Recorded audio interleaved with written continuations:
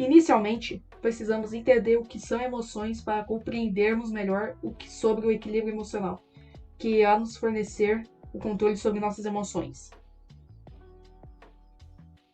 A emoção consiste em uma sensação física e sentimental, que é provocada por algum estímulo, seja um acontecimento ou um pensamento. As emoções, para cada um de nós, podem ser diferentes, o que torna vivenciar emoções algo pessoal. É a emoção que motiva uma pessoa a agir diante de um acontecimento. Nunca confunda emoção com sentimento. O sentimento é causado pela emoção, mas não é idêntico a ela. A emoção possui um componente avaliativo e intencional, como avaliar alguém como ofensivo no caso da raiva ou perigosa no caso do medo. O sentimento seria o desconforto originado dessas avaliações.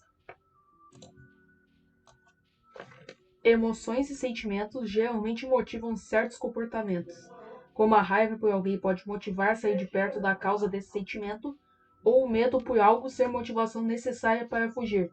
Porém, não se sabe o certo do que determinada pessoa pode lidar com essas emoções e como vai se motivar para agir. No caso da raiva, o indivíduo pode sair de perto ou até bater em quem o provocou. No medo, é possível até mesmo enfrentá-lo. A emoção vai motivar o comportamento. Qual é o comportamento depende da pessoa.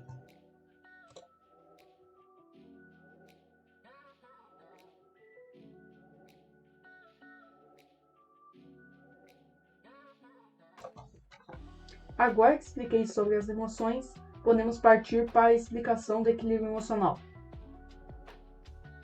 O equilíbrio emocional consiste em um autocontrole sobre as próprias emoções.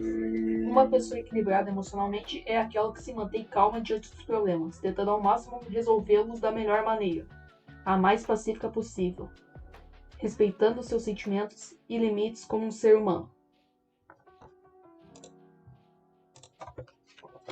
O equilíbrio emocional é responsável por lidar com os problemas do cotidiano sem perder o controle ou o raciocínio diante dos acontecimentos da vida, e assim ter uma vida mais saudável e feliz. Um exemplo é uma interação social, quando alguém lhe irrita ou o provoca, seja sobre algo besta como não gostar de algum desenho, jogo ou filme, ou por fazer algo para você que lhe dá mais ódio. Uma de suas vontades é de se exaltar ou bater no provocador, certo? Se for, saiba que isso é errado. Qualquer um pode gostar do que você odeia ou é chato mesmo. É compreendendo o lado da pessoa que temos um sinal de equilíbrio emocional e ainda observada sua inteligência emocional.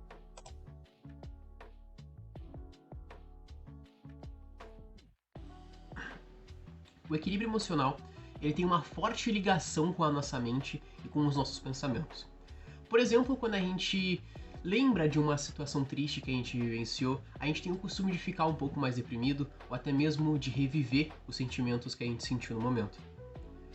Com essa ligação, a gente consegue entender as nossas emoções como um reflexo dos nossos sentidos. De uma maneira mais clara, as nossas emoções são resultado da ação involuntária do nosso cérebro a um estímulo, um acontecimento fora do nosso corpo, gerando um pensamento específico. Vamos colocar um exemplo. Imagina que você tem medo de aranha. Caso apareça uma na sua frente, o seu cérebro vai identificar ela como algo potencialmente perigoso, gerando uma emoção de aflição, angústia, medo.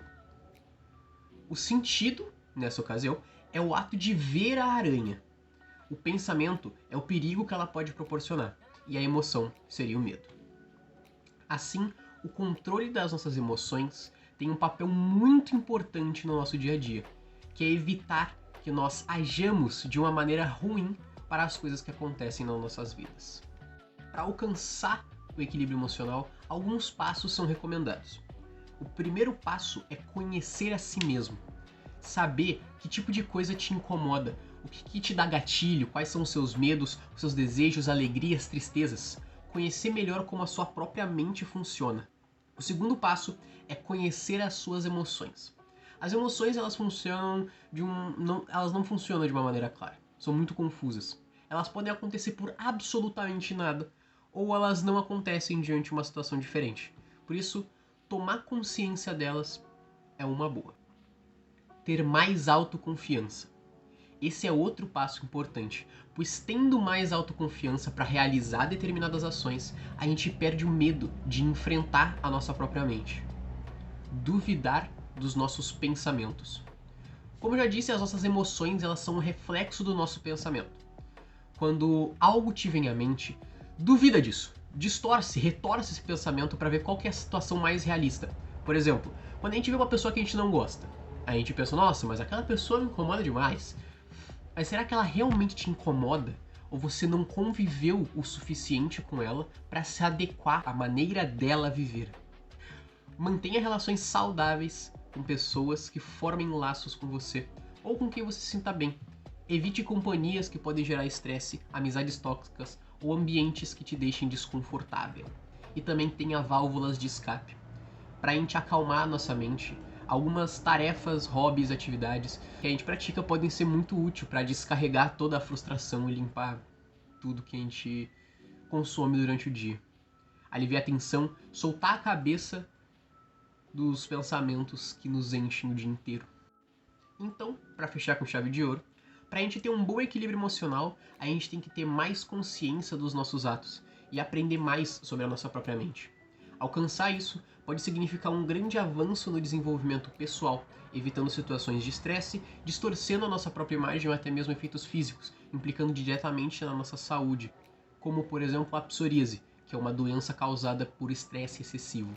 No fim das contas, alcançar o equilíbrio emocional nos ajuda a cuidar de nós mesmos e do mundo ao nosso redor.